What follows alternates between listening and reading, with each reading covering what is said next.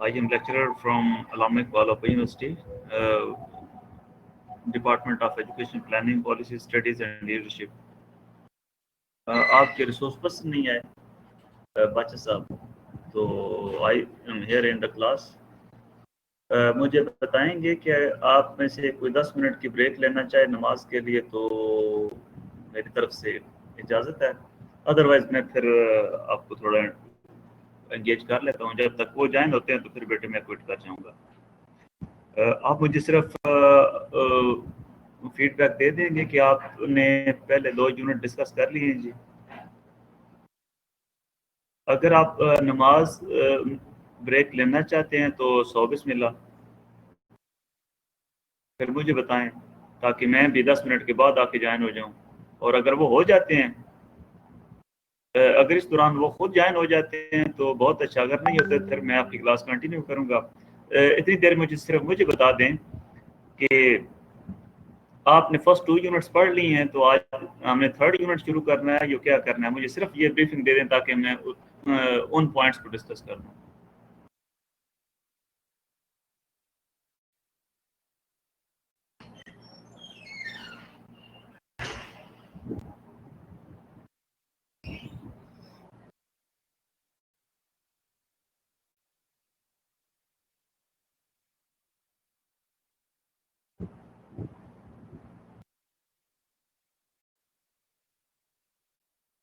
अच्छा, आज आपके पास 10 मिनट की ब्रेक कर लें, मैं 10 मिनट के लिए साइलेंट होने लगा हूँ। मेरे पास 5:40 हो गए हैं, हम 5:50 पे मैं अपना खुतबा शुरू कर दूंगा, प्रोवाइडेड दैट कि अगर वो टीचर आ जाते हैं तो पहले बेटे उनकी बारी है, अगर वो ना आए तो फिर आपका टाइम देना हो। मैं 3rd यूनिट के जो कॉन्सेप्ट्स हैं वो आपके सामने डिस्कस। आप में से जो लोग नमाज मैं यहाँ साइलेंट ऑब्जर्वर हूँ, उनके लिए इंतजार करता हूँ कि वो आए, तशरीफ लाएं। वैसे नमाज ब्रेक नहीं हमारे में, लेकिन do you listen my voice? जी, मैं आपके एसएमएस का जवाब आज नहीं दे सकता क्योंकि मैंने मोबाइल पे ज्वाइन किया, दोनों सिस्टम पर नहीं ज्वाइन हो सकता था। इस पे तीनों सिस्टम पे मैंने ट्राई की लेकिन ज्वाइन नहीं हो रहा था, तो शक हो रहा था कि किस वजह से। बहरहाल अब मैंने मोबाइल पे ज्वाइन किया है, तो मोबाइल पे मैं आपके मैसेज का जवाब नहीं दे सकता। Okay, topic is organisation structure, job design, description and evaluation.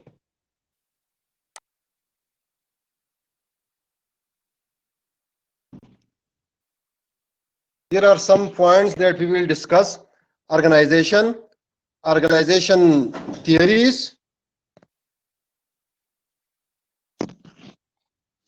इस तरह elements of organization, job design, job analysis, methods and problems of job analysis. मैं आपके मैसेज को नहीं दे सकता, ठीक है, क्योंकि मैंने मोबाइल पे ज्वाइन किया है। First of all, organization. What is organization? Definition: organization refers to a collection of people who are involved in pursuing defined objectives. Defined objectives. ये जो है ऑर्गेनाइजेशन, ये जो मैनेजमेंट के फंक्शन है, तो ये प्लानिंग के बाद आता है। प्लानिंग पहले आता है मैनेजमेंट में, फिर आता है ऑर्गेनाइजेशन। तो ये कलेक्शन ऑफ पीपल होते हैं कि डिफाइंड ऑब्जेक्टिव्स को तलाश करते हैं। It can be understood as a social system which comprises all formal human relationship. The second element, human relationship. The organization encompasses division of work. The third element is division of work. Collection of people, relation of people, division of work among employees, and alignment of tasks towards the ultimate goal of company. और फिर वो जो division of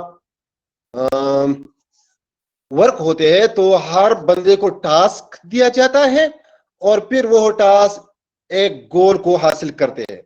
तो इसमें ये चीजें हो गई डिफिनेशन में, group of people, defined objectives, activities, formal relationship and division of work. It coordinates workforce, procure resources and combine the two in pursuance of work, pursuance of specific goals। क्या करते हैं कि कोऑर्डिनेट वर्क फोर्स करते हैं और resources इस्तेमाल करते हैं। वर्क फोर्स होते हैं, रिसोर्सेज होते हैं और फिर ऑब्जेक्टिव्स हासिल करने की कोशिश की जाती है। Organisation theory, there are some organization theories. What are the advantages or the concept of organization theories? Organization theory is a set of concepts and principles that provide framework for systematic study of structure, functioning, of performance of organization and of the behavior of individuals and groups working them. Now look at theory. Set of concept होते हैं and principles होते हैं जो एक framework provide करते हैं। किस चीज के फ्रेमवर्क प्रोवाइड करते हैं as organisation theories? Systematic study of structure, ये जो ऑर्गेनाइजेशन का स्ट्रक्चर होता है, फंक्शन होते हैं ऑर्गेनाइजेशन के, और जो इंडिविजुअल बिहेवियर है, तो इन तीन चीजों में स्ट्रक्चर, फंक्शन और इंडिविजुअल की बिहेवियर होते हैं, ये इन चीजों के मुताबिक कॉन्सेप्ट होते हैं। Organisation theory explains how organisation structures are built, कि ऑर्गेनाइजेशन स्ट्रक्चर कैसा है। फॉर एग्जांपल जो अथॉरिटीज है या जो वर्टिकल है, हॉरिजॉन्टल लेवल है, जॉब एक्टिविटीज कितने हैं, किस लेवल तक है, किस किस को क्या क्या चीजें देना है, तो ये क्या है, ये स्ट्रक्चर होता है। It also suggest how organisation can be design to improve their effectiveness. Organisation किस तरह होता है कि इफेक्टिवनेस हासिल किया जाए। इफेक्टिवनेस क्या होता है? जो गोल फिक्स किए जाते हैं वो गोल जब हम हासिल करें तो ऑर्गेनाइजेशन या सिस्टम इफेक्टिव हुआ। और एफिशिएंसी क्या है? जो गोल्स हम हासिल करते हैं वो मिनिमम रिसोर्सेज हम हासिल करें। इफेक्टिवनेस ये है कि इसमें रिसोर्सेज की बात नहीं है कि कितने रिसोर्सेज हासिल करें, लेकिन उन गोल को हासिल करना है तो सिस्टम इफेक्टिव हुआ। एफिशिएंसी क्या है कि जो रिसोर्सेज हमने मुहैया किए हैं और जो गोल्स हमने फिक्स किए, हम इन रिसोर्सेज से जो हमने फिक्स किए उनसे मिनिमम रिसोर्सेज हम इस्तेमाल करें और कुछ रिसोर्सेज हमारे साथ बच जाते हैं और वो ऑब्जेक्टिव्स भी हासिल हो जाते हैं। तो ये हुआ efficiency. The theory of organisation, three theories: classical theory, new classical theory and modern theory.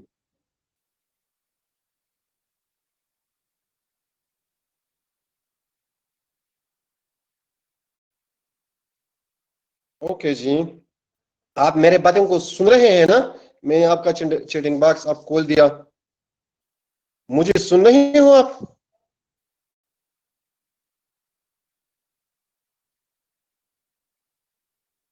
Okay, thank you. आज मेरा एक रिक्वेस्ट है आपको कि आप थोड़ा सा तवज्जो दे, क्वेश्चन करने का तवज्जो मोड़ने का टाइम नहीं है, क्योंकि बहुत देर से ज्वाइन हुआ। मैं इतना गुस्सा हुआ कि अपने सिस्टम को एक मुक्का भी मारा। क्लासिकल ऑर्गेनाइजेशनल थियरी, एक है classical organisational theory. It is the oldest theory of organisation. So it is originated from the groups of classical management thinkers such as Taylor and Fayol. The classical right, important point is this, ये important point है कि ये organization को किस तरह देखते हैं। View organization as a machine, organisation को कैसे देखते हैं? मशीन देखते हैं। और पीपल को कैसे देखते हैं? Working in it as different components of this machine. क्या होता है कि ऑर्गेनाइजेशन एक मशीन है और ये जो लोग हैं जो काम करते हैं, ये कौन है, ये क्या करते हैं, ये बस इस मशीन के डिफरेंट पार्ट होते हैं।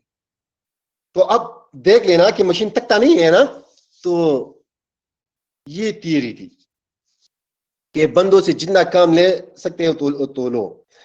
दे believe that the efficiency of organisation can be increase by making each individual more efficient. It focuses on objectives and tasks and not on the human beings. मैंने आपको पहले बताया ना, बस लोगों के साथ जो बर्ताव हो सकता है करो, लेकिन जो ऑब्जेक्टिव्स है ना वो अचीव करना है, किसी भी सूरत पर वो अचीव करना है बस। तो ह्यूमनिज्म फैक्टर इसमें नहीं है। ये क्लासिकल जो थियरी है इसमें ह्यूमनिज्म फैक्टर नहीं है, सिर्फ वर्क पर तवज्जो दिया जाता है कि वर्क मस्ट करना है, ये चीज मस्ट हासिल करना है। It aims at maximising control. Control क्या मतलब है कि जो बंदे हैं ना, मजदूर है, एम्प्लॉइज है, जो वर्क फोर्स है, उस पर स्ट्रिक्ट कंट्रोल रखना चाहिए ना। It emphasises on the direction of errors occur and then correction। जिधर एरर्स आते हैं उसको जल्दी से करेक्ट करना है। प्रिंसिपल्स क्या है? Division of labour and departmentalisation. Division of labour होता है, सिंपल है ना, स्केलर चेन, हायरार्किकल, मींस के जैसा कि हमारे इदारों में है ना, डीओ है, फिर डिप्टी डीओ है, फिर एसडीओ है, फिर प्रिंसिपल, हेड टीचर, तो इस तरह हायरार्किकल स्ट्रक्चर इसमें होता है। डेलीगेशन ऑफ अथॉरिटी होती है। डेलीगेशन क्या होता है कि जो प्रिंसिपल्स है ना वो डीओ के बिहाफ पर काम करते हैं ना, और जो ये डीईओ है ना ये डायरेक्टर के बिहाफ पे काम करता है ना, और ये जो डायरेक्टर है ना ये सेक्रेटरी के बिहाफ पर काम करते हैं। वो अपर लेवल से लोअर लेवल को थोड़े थोड़े से इख्तियार डेलीगेट किए जाते हैं। Unity of command, unity of command होता है। यूनिटी ऑफ कमांड का मतलब ये है कि एक एम्प्लॉई का एक अथॉरिटी होगा, मींस कि ऑथोराइज जो जवाबदेह है ना, मेरा मतलब ये है कि जो एम्प्लॉइज है, जो एम्प्लॉय है वो एक बंदे को जवाबदेह होगा। इसी तरह नहीं होगा कि जो ये जो हेडमास्टर होता है ना वो डीओ को भी जवाबदेह होता है और डीडीओ को भी जवाबदेह होता है ना। इस तरह अगर डायरेक्टर आ जाए तो उसको भी जवाबदेह होता है ना, आवाम को भी जवाबदेह होते हैं ना। यूनिटी ऑफ कमांड में ऐसा होता है कि एम्प्लॉय जो होता है वो एक बंदे को जवाबदेह होता है। यूनिटी ऑफ डायरेक्शन भी इस तरह है कि एक बंदा एक सरबराह के सर्कल में जो एम्प्लॉय आते हैं वो उनको हुक्म दे सकते हैं, वो उनको डायरेक्ट कर सकते हैं, दूसरा बंदा आकर उनको डायरेक्ट नहीं कर सकते हैं। लाइन एंड स्टाफ रिलेशनशिप,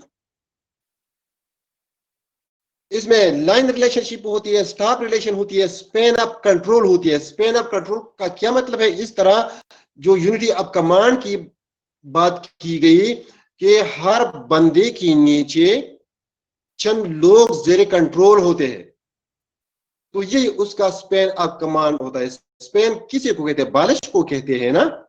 तो बालिश में कितना जगह आता है, इसी तरह एक सरबराह का भी स्पेन ऑफ कंट्रोल होता है। Parity of authority and relationship, authority and relationship भी होती है। Structural relationship among various tasks, activities and people. इस तरह इसमें पहले बताया गया है ना कि इसका जो स्ट्रक्चर होता है वो हायरार्किकल होता है और स्ट्रिक्ट स्ट्रक्चर होता है। इसमें रिलेशनशिप भी होता है, ठीक है। रिलेशनशिप जो हमने कंट्रोल बयान किया तो ये सब रिलेशनशिप में आते हैं ना अमंग। और इसी तरह वेरियस जो टास्क होते हैं ना उसमें भी रिलेशनशिप हो सकते हैं, क्योंकि एक टास्क होता है, एक एक्टिविटी होती है तो दूसरे से कनेक्टेड होती है ना। दूसरे से कनेक्ट, जब एक एक्टिविटी पूरी नहीं होती है ना तो दूसरी एक्टिविटी पूरी नहीं हो सकती है ना। जैसे कि मजदूर काम करते हैं ना, जब बाजरी बनाती है ना, जब बाजरी बन जाती है, ये एक्टिविटी है, तो फिर ब्रिक्स वगैरह का काम शुरू हो जाता है।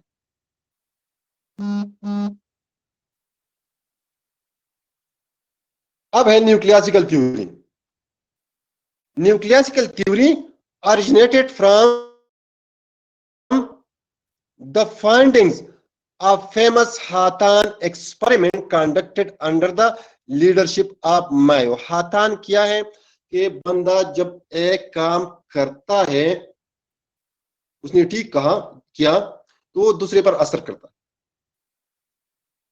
ये वो भी ठीक, सरबाज सोचता है कि वो भी ठीक होगा क्योंकि उसने ये काम किया है ना, वो कंपिटेंट है। और अगर उसने एक, जैसा कि इंटरव्यू में होता है ना कि एक बंदा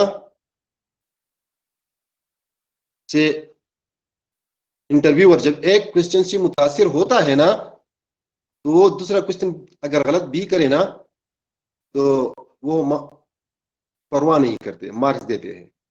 और ऐसा भी होता है कि अगर एक क्वेश्चन, इंपॉर्टेंट क्वेश्चन को गलत करे तो वो जब सारे इंटरव्यू को अच्छी भी दे तो लेकिन वो उनके ज़हन में वो एक क्वेश्चन याद होता है। It developed with the human relationship movement। इसमें क्या होते हैं? The organization is a social system composed of several interacting subsystems। Organization क्या होता है कि इसके सब सिस्टम्स होते हैं, जैसा कि ह्यूमन बॉडी है। न्यू क्लासिकल कहते हैं कि ह्यूमन बॉडी के सब सिस्टम्स है ना, तो इसी तरह सिस्टम के भी सब सिस्टम्स होते हैं। The social environment on the job affect people and is also affected by the people. Social environment जो है ना, फॉर एग्जाम्पल जब एक इदारे में एनवायरनमेंट अच्छे होना, रिलेशनशिप अच्छे होना, तो वो काम पर भी असर करते हैं ना। फॉर एग्जाम्पल टीचर है, एक दूसरे के साथ ताल्लुकात ठीक है ना, तो या प्रिंसिपल के साथ ताल्लुकात ठीक है ना, तो वो यूजुअली ज्यादा नहीं करेंगे ना, चाहते हैं कि चलो अपने फ्रेंड्स के साथ मिलेंगे। तो इस तरह काम भी होता है और सोशल रिलेशनशिप भी अच्छा रहता है। Integration between organisational and individual goal is must. This is important thing. अगर न्यूक्लासिकल थ्योरी कहते हैं कि अगर एक बंदे के गोल्स इलाहिदा हो, वो दूसरी रुख की तरफ हो, और डिपार्टमेंट के या ऑर्गेनाइजेशन के रूल जो है के बरअक्स हो, तो वो बंदा काम नहीं करेगा अच्छी तरीके से, और इसी तरह ऑर्गेनाइजेशन के प्रोडक्टिविटी पर असर पड़ेगा। Money is only one aspect of motivation but not the sole. तो ये बात ठीक है ना। अगर एक बंदे को अच्छी खासी तनख्वाह भी मिलती है लेकिन वह उस जगह का कंडीशन पसंद नहीं करता हो, तो वो अच्छी तरह से काम नहीं करेगा ना। Human beings are not always rational, they behave rationally as far as rewards from the job are concern. ठीक है ना, हर बंदा रिवार्ड्स चाहते हैं ना, पैसे चाहते हैं, तो इसमें रैशनल है। लेकिन इंसान तो माइंड और हार्ट दोनों से बनता है ना, नहीं है। जो जहन है ना ये रैशनल है ना, ये हार्ट है तो ये इमोशन है ना। जब अटैचमेंट दिल से हो तो इस तरह जहन भी काम करता है और अच्छी तरीके से काम करता है। तो वो कह रहे हैं कि ऐसी बात नहीं है कि हम एक एम्प्लॉय को ज्यादा से ज्यादा तनख्वाह ही दे तो वो अच्छी तरह काम करेगा, ऐसी बात नहीं है। Two-way communication is necessary to found function of the organization. Two-way communication means कि हेड से जो जिसके सुपरवाइजिंग में आते हैं उन बंदों के साथ, और जो बंदे हैं ना, एम्प्लॉय है, वो बी फ्रीली हेड के साथ कम्युनिकेशन अपने मसाइल वगैरह की कर सकते हैं। तो कंबाइन इन चीजों को हल कर सकते हैं और हल करेंगे। Team work is essential for cooperation and higher productivity, but it can be achieved only through behavioral approach. Behavioral approach क्या है कि जो ऑर्गेनाइजेशन बिहेवियर है ना, उसके डिफरेंट टाइप हैं। जब ऑर्गेनाइजेशन बिहेवियर ऑर्गेनाइजेशन के एम्प्लॉय का जो बिहेवियर है वो ऑर्गेनाइजेशन के साथ सूट करता हो, और इस तरह जो बंदे हैं उन सब का जो बिहेवियर है ऑर्गेनाइजेशन बिहेवियर के साथ सूट करता हो, तो इस तरह एक इंटरेक्शन पैदा होगा, एक अटैचमेंट ऑर्गेनाइजेशन और एम्प्लॉइज के दरमियान बन जाएगा, और इसी तरह टीम वर्क पैदा होगा। और जब टीम वर्क पैदा हो जाएंगे तो जाहिर है कि प्रोडक्टिविटी ज्यादा होगी। Modern organisation theory, the modern organisation theory originated in 60s and flourished in 70s of the 20th century. Mean 1960 से 1970 तक ये क्या हुआ, ये फ्लरिश हुआ। The modern theory of organisation views organisation as a system, तो ये भी एक सिस्टम तस्वूर करता है, जैसा कि न्यूक्लियासिकल थ्योरी तस्वूर करता था। It consider organisation as a system composed of many subsystems such as managerial, teaching, social subsystem. It regards individual as complex being. It is multidisciplinary theory as draws concept and principles from several disciplines such as sociological, psychological, economical, engineering and so on. तो ये complex हो गया ना कि इंसान complex being है। ऐसा नहीं है कि वो बस मटेरियलिस्टिक है, वो सोशियोलॉजी जो है, सोशल रिलेशनशिप पे यकीन रखता है। इस तरह उसका जो मेन जहन है ना, साइकोलॉजिकल फैक्टर्स है, उसको भी जानना चाहिए। इस तरह जो इकोनॉमिक्स उसकी जरूरियात है, इस तरह इंजीनियरिंग जो है, मीन्स के जो टेक्निकल चीजें जो या जो मशीनरी जॉब में जरूरत होती है, उसकी ऑर्गेनाइजेशन में जरूरत होती है, इस तरह दूसरी चीजें। तो इन सब चीजों को मिलकर एक इंसान बनता है। It is dynamic interaction with the structure, it is constantly subject to change as environment. Organisation क्या है कि ये चेंज होता है, मॉडर्न थियरी कहता है। अगर ये चेंज नहीं हो जाए ना तो दूसरे ऑर्गेनाइजेशन उससे ऊपर जाएंगे, क्योंकि इंसान की जरूरियात चेंज होते हैं, तो इंसान की जरूरियात के साथ ऑर्गेनाइजेशन को चेंज करना पड़ेगा। It is both macro and micro in its approach. It is micro when consider with respect to the entire nation और industry. It is macro with subject to internal parts of the organisation. Internal part जैसे कि हमने कहा ना कि organisation के सब system होते हैं ना, जैसे कि इंसान के सब सिस्टम है ना, तो इस तरह सब सिस्टम क्या हुआ, सब सिस्टम एक माइक्रो हुआ और मैक्रो बड़ा होता है ना, तो मुख्तलिफ लेवल इसमें होते हैं। It ensures better flow of communication at all the levels and ensures effective control. Communication अच्छी चीज है ना, बाज मिसअंडरस्टैंडिंग ऑर्गेनाइजेशन में इस तरह से पैदा होते हैं कि कम्युनिकेशन फ्लो नहीं होता है। जो एम्प्लॉय है वो अच्छी तरीके से एम्प्लॉयर के साथ आप खुद को एक्सप्लेन नहीं कर सकते मुख्तलिफ वजूहात की वजह से, और जो एम्प्लॉयर होता है वो भी अगर अच्छी तरीके से अपने जो ऑब्जेक्टिव्स है, इदारे के जो ऑब्जेक्टिव्स है वो अच्छी तरीके से कम्युनिकेट नहीं कर पाते तो क्या होते हैं, इस तरह मिसअंडरस्टैंडिंग पैदा होते हैं और प्रोडक्टिविटी पर भी असर पड़ता है।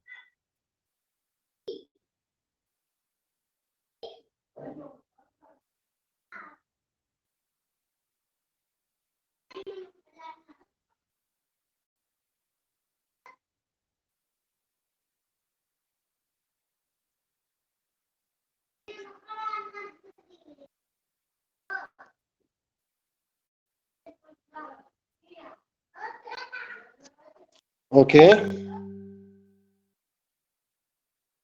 you can download this. Okay, with the arrow you can download this. अब elements of organization, organization के elements कौन से हो सकते हैं?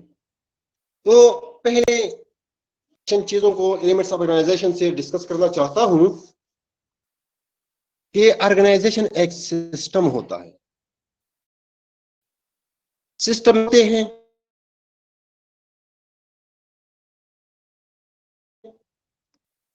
इनपुट्स क्या है, एम्प्लॉइज होते हैं, रॉ मटेरियल्स होते हैं, इस तरह दूसरी चीजें रिसोर्सेज होते हैं, इंफॉर्मेशन होते हैं।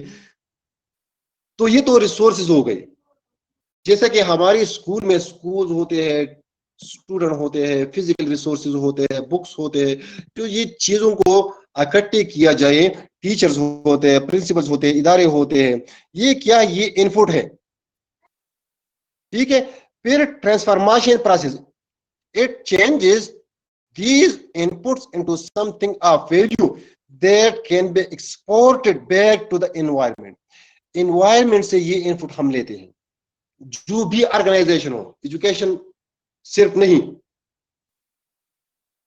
इन इनपुट को सोसाइटी से, एनवायरनमेंट से लेते हैं, फिर प्रोसेस करते हैं। फॉर एग्जांपल, बच्चा फर्स्ट क्लास में, नर्सरी में वगैरह में दाखिल होता है, एक इनपुट है। फिर जो ट्रांसफॉर्मेशन प्रोसेस शुरू होता है, उसका 5 साल बाद देते हैं, 10 ईयर बाद देते हैं, 16 ईयर एजुकेशन के बाद देते हैं, 18 ईयर के। तो इस तरह ट्रांसफॉर्मेशन जारी रहता है। और फिर क्या देते हैं, आउटपुट। इन्वायरमेंट को आउटपुट देते हैं, जो बच्चे हम स्कूल से फिर सोसाइटी को वापस देते हैं, तो वो क्या है, वो आउटपुट है। तो फिर आउटपुट हम कैसे देते हैं, ठीक है ना। स्पेसिफिक प्रोडक्ट्स और सर्विसेज इंप्लाई सेटिस्फैक्शन, ये जो हम प्रोडक्ट देते हैं ना, बच्चे देते हैं, वापस देते हैं, तो वो जो हमारा एम्प्लॉयर है ना या सोसाइटी है, वो हमसे सेटिस्फाई है या नहीं। हम दूसरे बाय प्रोडक्ट भी देते हैं ना, कारखाने जो प्रोडक्ट के अलावा पोल्यूशन पे भी देते हैं ना। हम जो स्कूल में होते हैं ना, तो हम भी प्रोडक्ट के साथ साथ पोल्यूशन भी देते हैं, क्योंकि जो बच्चे स्कूल आते हैं, मुख्तलिफ चीजें इस्तेमाल करते हैं, तो पोल्यूशन बनता है ना।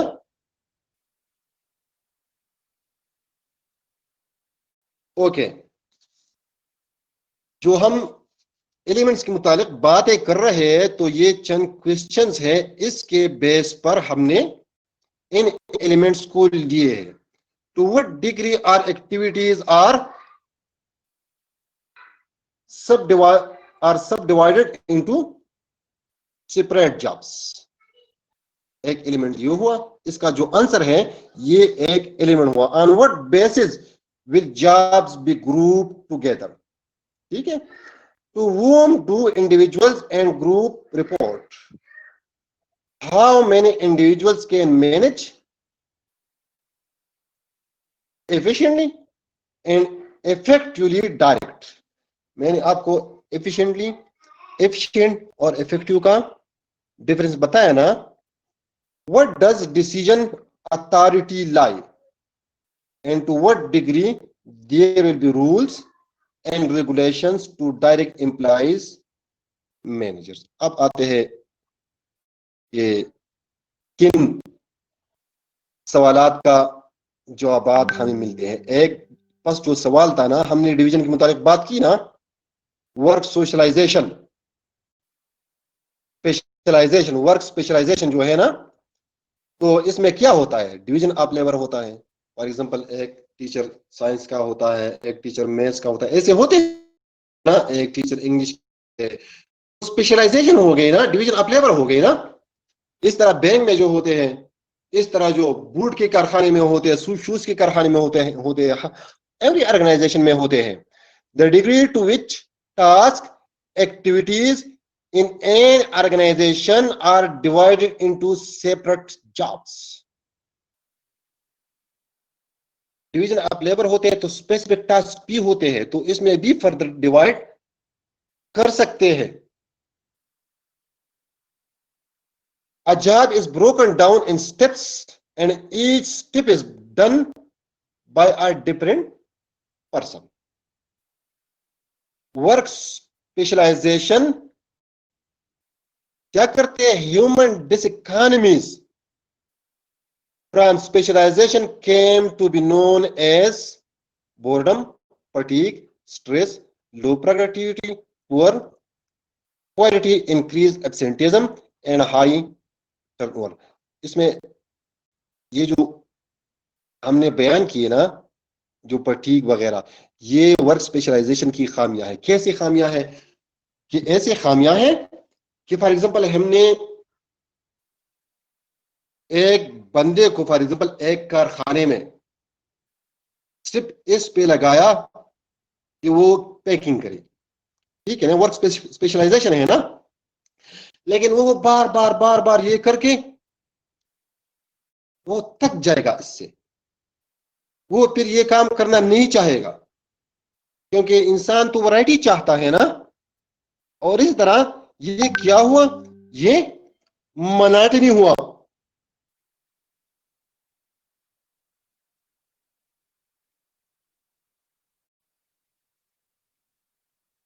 जी, मैंने ये चैटिंग बॉक्स खुल दिया. जिहाद अली, आपने बिल्कुल कहा, लेकिन इनपुट जो सोसाइटी से हम लेते हैं और फिर ऑर्गेनाइजेशन आउटपुट सोसाइटी को बैक देते हैं, ठीक है ना. सारी कि मैंने आपको इन्वॉल्व नहीं किया, लेकिन इनपुट सोसाइटी से लेते हैं, फिर वो इनपुट प्रोसेस करके आउटपुट की शक्ल में सोसाइटी को देते हैं, वो जो भी होते हैं, ठीक है. स्कूल में भी हम प्रोडक्ट देते हैं, आउटपुट देते हैं. बच्चे स्कूल में पढ़ते हैं तो फिर आउटपुट देते हैं ना, वो आउटपुट हो जाते हैं. डिपार्टमेंटलाइजेशन, ये सिंपल है ना, ये डिपार्टमेंट होते हैं ना. डिपार्टमेंट क्या है, हमारा एजुकेशन डिपार्टमेंट है ना, एजुकेशन का एक डिपार्टमेंट है, साइंस एंड टेक्नोलॉजी का दूसरा डिपार्टमेंट है, एग्रीकल्चर का दूसरा डिपार्टमेंट है, फॉरेस्ट्री का दूसरा. तो डिपार्टमेंटलाइजेशन ये है, डिपार्टमेंटलाइजेशन या जो यूनिवर्सिटीज में होते हैं, it is the basis of grouping the jobs. ये जॉब एक जैसे हो तो उस बेस पर डिपार्टमेंटलाइजेशन किए जाते हैं. फॉर एग्जांपल हमारे एजुकेशन है ना, तो सब टीचिंग है ना, तो वर्क के बेसिस पर डिपार्टमेंटलाइजेशन हो गया. फिर इसमें और डिपार्टमेंटलाइजेशन भी होते हैं, ठीक है. एजुकेशन में भी डिपार्टमेंट है, हायर डिपार्टमेंट है, सेकेंडरी डिपार्टमेंट है, ठीक है. फिर इसमें भी मुख्तलिफ डिपार्टमेंट होते हैं. Ways of classifying and grouping work activities, classify किए जाते हैं मुख्तलिफ ग्रुप के एक्टिविटीज. फॉर एग्जांपल टीचिंग के जो एक्टिविटीज है कि ये सब्जेक्ट है, ये एक्टिविटीज है, ये एक्टिविटीज है, एक जैसे इंटर रिलेटेड है ना टीचिंग एक्टिविटीज, तो उसको अलग करके कि चलो इस डिपार्टमेंट को अलग हम रखते हैं, इलाही बन गई. फिर फारिस के जो है ना, कि ये फारिस के जो ये दरख्ते हैं, ये उसकी निगहदाश्त है, ये चीजें है, ये चीज, चलो इस एक्टिविटीज को हमने लिए, इन वर्क्स हमने लिए, एक इलाहिदा ग्रुप हमने बनाया और उसको एक इलाहिदा डिपार्टमेंट बनाया। चलो फर्दर चलते हैं। फंक्शनल डिपार्टमेंटलाइजेशन, फंक्शन के बेस पर group job by function for form, जो मैंने कहा। Product departmentalisation, product for example simple बता रहा हूं ना कि हम एलिमेंट्री में जो प्रोडक्ट देते हैं और हायर एजुकेशन वाले प्रोडक्ट देते हैं, तो इलाहिदा इलाहिदा प्रोडक्ट है। हम बेसिक एजुकेशन देते हैं एलिमेंट्री लेवल पर, और हायर एजुकेशन वो तो प्रोडक्ट इलाहिदा इलाहिदा है। तो इस तरह प्रोडक्ट के लेवल पर भी हो सकते हैं। प्रोसेस के भी हो सकते हैं। Group job in the on the basis of product flow, each department specializes in one specific phase of production. It can also be used for processing out customer as well as products. Process, for example हम कहते हैं कि जब ये चीज इस level तक आ गया तो ये एक इलाहिदा डिपार्टमेंट हो गई, फिर जब ये लेवल तक आ गया तो एक इलाहिदा डिपार्टमेंट हो गई, फिर जब ये फॉर एग्जांपल वुड का कारखाना है ना, तो इसमें फॉर एग्जांपल चमड़े लेते हैं वो, तो वो एक इलाहिदा डिपार्टमेंट बनाते हैं कि ये जो फिनिश तक जाते हैं ना, तो ये इलाहिदा डिपार्टमेंट हो गई। ठीक है, प्रोसेस शुरू हुआ ना। या इससे एक और डिपार्टमेंट भी बनाते हैं कि चलो ये चमड़े कौन लेंगे, कौन खरीदेंगे, तो इसके लिए ये आसान ऐसा आसान नहीं है कि बस चमड़े हम खरीदेंगे और लाएंगे। इसके लिए एक पूरा प्रोसेस करना पड़ता है। तो वो इलाहिदा डिपार्टमेंट हुआ, फिर प्रोसेस करते हैं फिनिश तक, वो इलाहिदा डिपार्टमेंट हुआ। फिर बूट कटाई के लिए इलाहिदा डिपार्टमेंट हुआ, और फिर बनाने के लिए जो एक इलाहिदा डिपार्टमेंट हुआ, फिर फरोख्त करने के लिए एक इलाहिदा डिपार्टमेंट हुआ।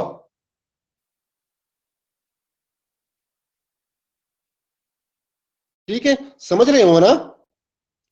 जियोग्राफिकल एस्पेक्ट पे इलाहिदा बनाते हैं, जैसा कि सिंपल एजुकेशन डिपार्टमेंट ने हम डिस्ट्रिक्ट वाइज बनाए हैं ना, फिर तहसील वाइज बनाए हैं ना।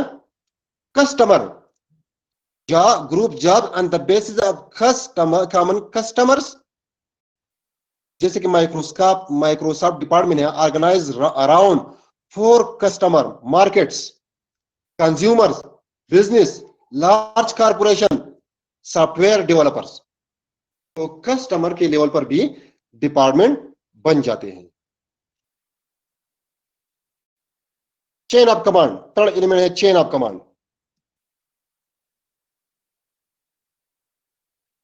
दिल बहुत चाहता है कि आपके साथ ज्यादा डिस्कशन करें, लेकिन सारी के बस क्योंकि आप इंटरेस्ट लेते हैं तो बहुत अच्छा लगता है। Chain of command, chain of command, it is the continuous line of authority that extend from upper organizational level to simple, छोड़ लो उसको।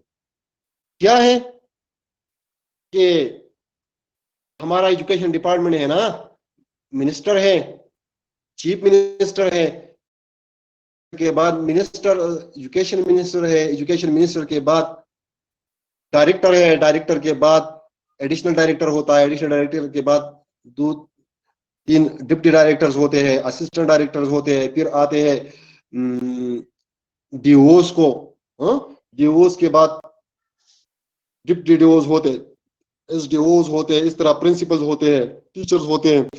तो ये लाइन ऑफ एक चेन बन गया, कमांड का एक चेन बन गया। और यूनिटी ऑफ कमांड में हमने कहा है ना कि एक बंदा क्या होता है, एक बंदे को जवाबदेह होगा।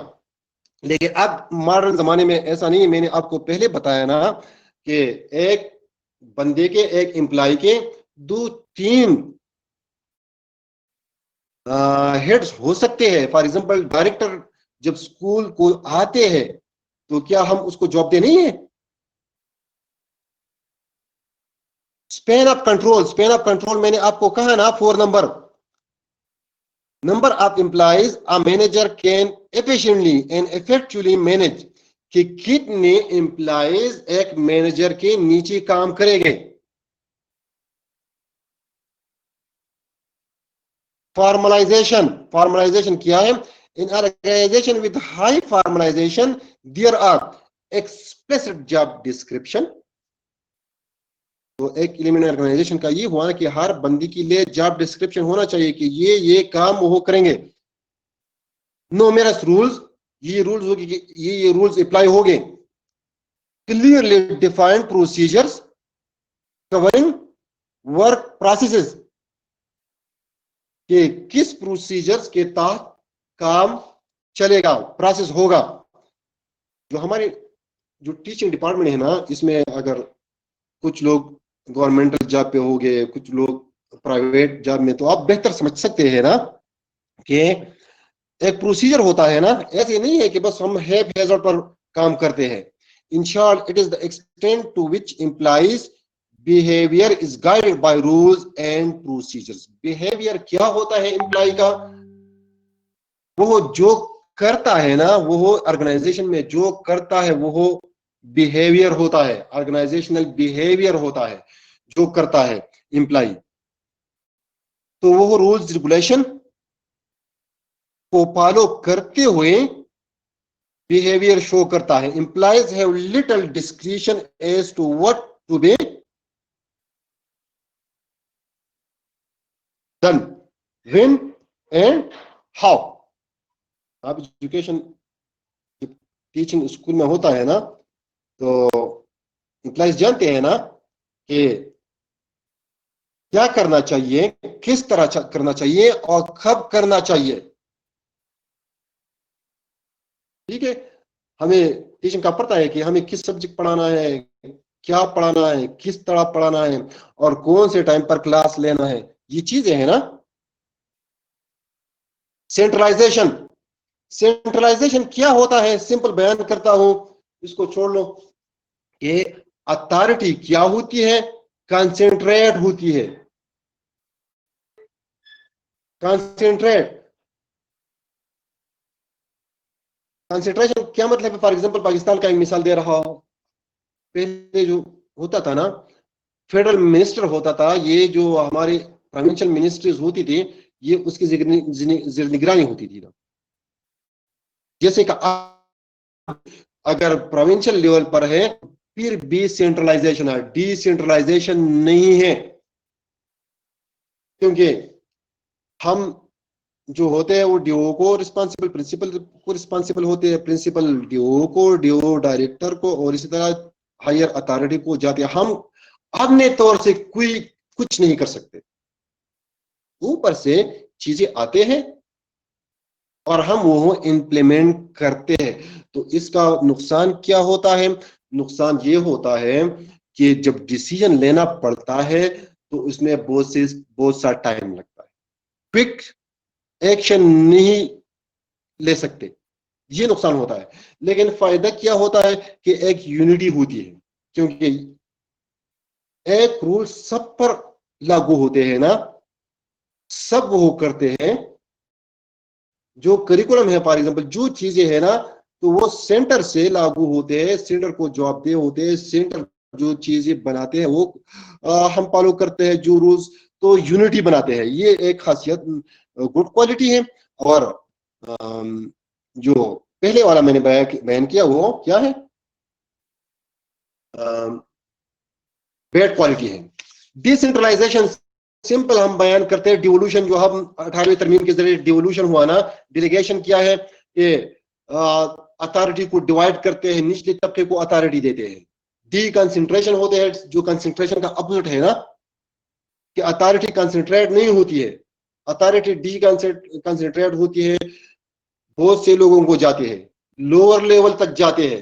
तो इसका फायदा क्या है? फायदा ये है कि फॉर एग्जांपल अगर टीचर के पास इख्तियार हो ना, तो वो अच्छे तरीके से क्या कर सकते हैं? अच्छे तरीके से क्विक डिसीजन ले सकता है जब क्विक डिसीजन लें तो काम जल्द हो जाएगा ना, ऊपर को हम नहीं देखते हैं।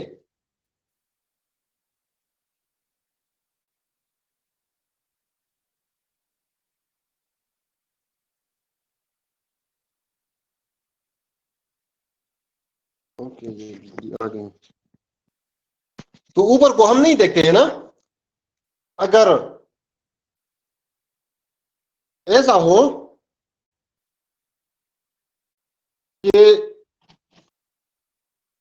हम अपने तौर से कुछ एक्शन नहीं ले सकते और कोई मसला आ जाए प्रिंसिपल को, तो डीओ को फॉरवर्ड करेगा, डीओ डायरेक्टर को फॉरवर्ड करेगा, तो बहुत से टाइम लगेगा ना। Charger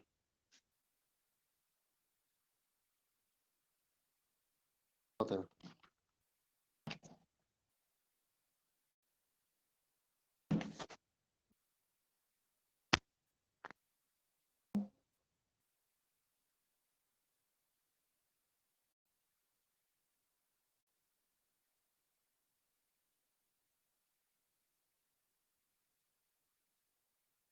okay, sorry for interruption.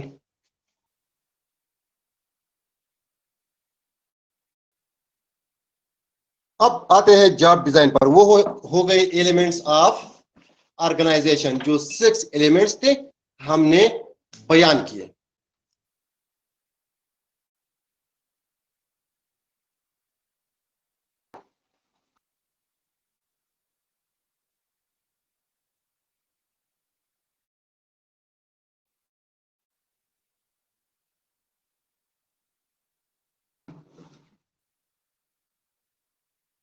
जी इरम, आपने कहा, ठीक कहा मैंने। अब चैटिंग बॉक्स को खोल दिया कि हम एक्शन ले सकते हैं डीसी जो प्रॉब्लम के मुताबिक, तो टाइम बच जाएगा ना। और वैसे भी डिसेंट्रलाइजेशन की तरफ लोग जा रहे हैं, लेकिन हम पता नहीं क्या कर रहे हैं। अब यूनिफॉर्म करिकुलम जो आ रहा है ना, तो हम किधर से किधर की तरफ जा रहे हैं।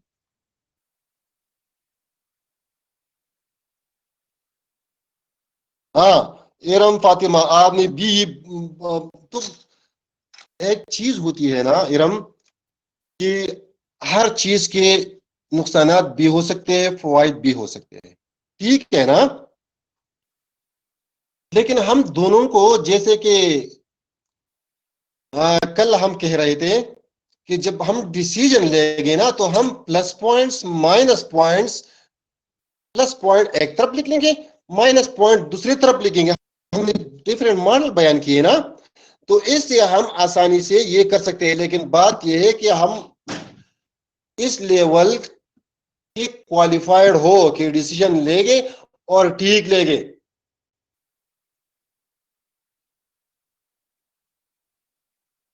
ओके, फिर जाते हैं अपने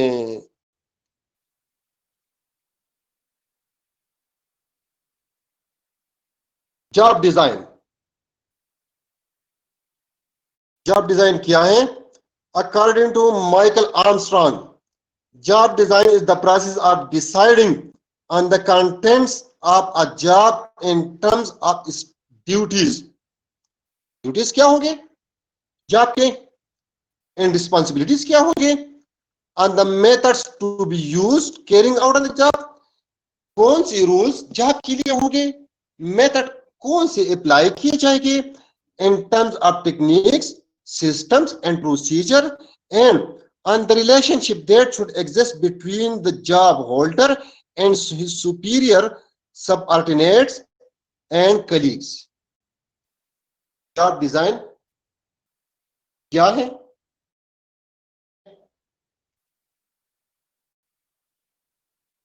जॉब के जो कंटेंट है, कंटेंट मीन क्या है कि ड्यूटीज क्या होंगे, रिस्पॉन्सिबिलिटीज क्या होंगे, किस मेथड से काम करेंगे, ठीक है, कौन से टेक्निक्स, कौन से रूल्स प्रोसीजर्स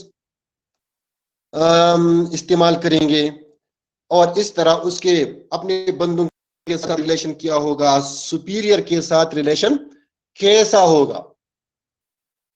रिलेशन का मतलब फ्रेंडशिप का रिलेशन नहीं है, ठीक है, कि वो किस हद तक उसके साथ किन चीजों में कम्युनिकेट करेगा और किन चीजों में सुपीरियर जो है सबऑर्डिनेट को कंट्रोल कर सकता है, हुक्म दे सकता है। सिंपल,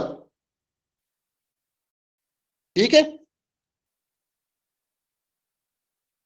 ओके, वो जॉब डिजाइन का डिफिनेशन हो गया। जॉब डिजाइन के कौन से मेथड्स है, कौन से टेक्निक्स है, तो ये है जॉब रोटेशन है, जॉब स्पेसिफिकेशन है, जॉब इनलार्जमेंट है, जॉब एनरिचमेंट है। ठीक है, समझ गए ना?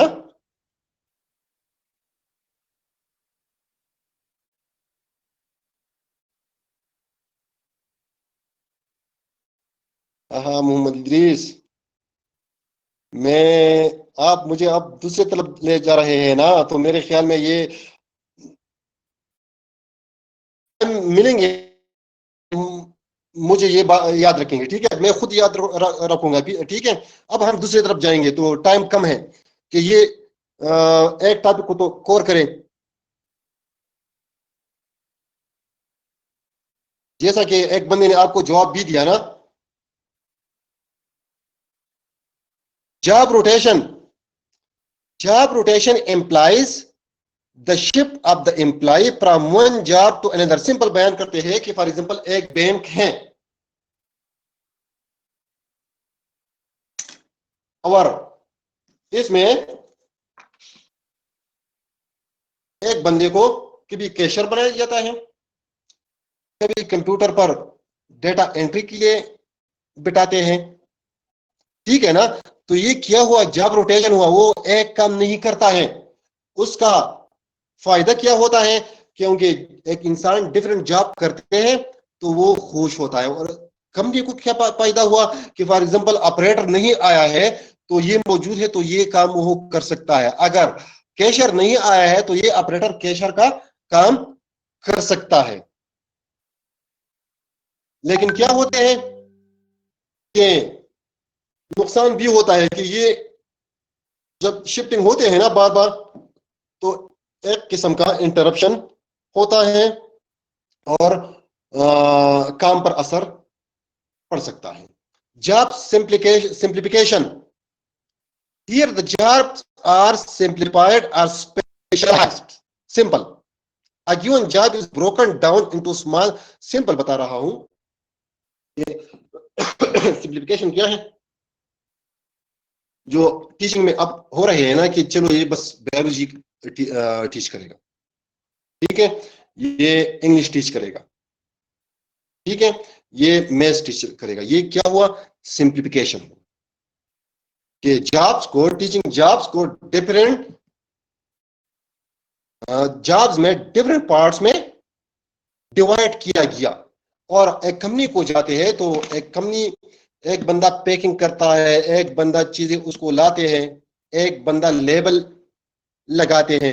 तो ये क्या हुए, वैसी पैकिंग तो एक चीज है ना, लेकिन इसके लिए वो 5-6 वर्क्स में वो सिंप्लीफाई करते हैं। एक बंदा सिर्फ स्टिकर लगाता है।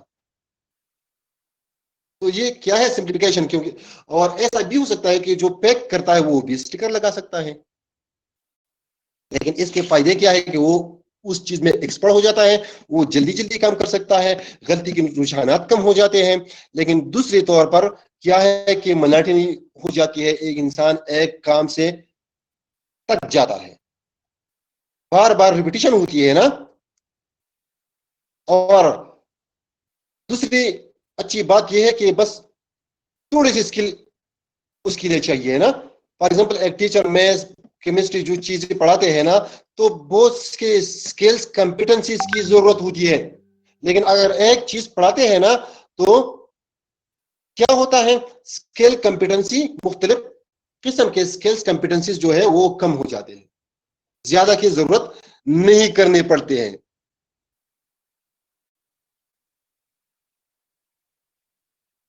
लेकिन बात ये होती है कि एक काम को ब्रोकन करके, एक छोटा काम हो और आप उसको बार बार ब्रोक ब्रोक ब्रोक करते हैं ना, तो एरर्स आ सकते हैं। टाइम बस खत्म हो रहा है। Job enlargement, It is the process of increasing the scope of a job by adding more tasks to it. The related tasks are combined. Opposite of job simplifications. Simple है कि एक जॉब के साथ, फॉर एग्जांपल हमने chemistry में एक teacher लिया, तो चंद दिन बात करते हैं कि चलो यार ये केमिस्ट्री और बायोलॉजी का कॉम्बिनेशन एक जैसा है, चलो ये टीचर बायोलॉजी भी पढ़ाएंगे। तो ये क्या हुआ, जॉब इनलार्जमेंट हुआ। तो इससे बोर्ड मोनोटनी खत्म हो जाएगी, increase in interest and efficiency. लेकिन क्या होगा कि ट्रेनिंग और जो चीजें है उस पर असर पड़ेगा ना, कि वो केमिस्ट्री के लिए जुदा अलग ट्रेनिंग लेगा और बायोलॉजी टीचिंग के लिए अलग ट्रेनिंग लेगा, इसलिए जुदा अलग पढ़ाई करेगा और दूसरे सब्जेक्ट के लिए अलग पढ़ाई करेगा। एक चीज बताते हैं, बस खत्म करते हैं, खत्म हुआ time, 50 second. Job enrichment provides job autonomy for planning, controlling, decision making. के एक बंदे को आप क्या क्या चीजें लेते हैं कि वो डिसीजन कर सकते हैं, प्लानिंग कर सकते हैं अपने तौर से, कंट्रोलिंग कर सकते हैं। तो ये क्या हुआ, जॉब इनरिचमेंट हुआ। तो वो दिलचस्पी लगा, मोटिवेट होगा, क्योंकि उसको अथॉरिटी मिल गई ना, एब्सेंटिज्म कम होगा। लेकिन बस cost of design and implementation increase lazy employee. अब जब लेजी एम्प्लॉय हुआ, आपने उसको इख्तियार दी, ऑटोनॉमी दी, इन्वॉल्वमेंट में, डिसीजन में इन्वॉल्व किया, तो वो क्या करेगा, प्लान नहीं करेगा, कंट्रोलिंग नहीं करेगा, डिसीजन नहीं, चलो बस ठीक है, ओके, थैंक यू, टाइम खत्म हुआ।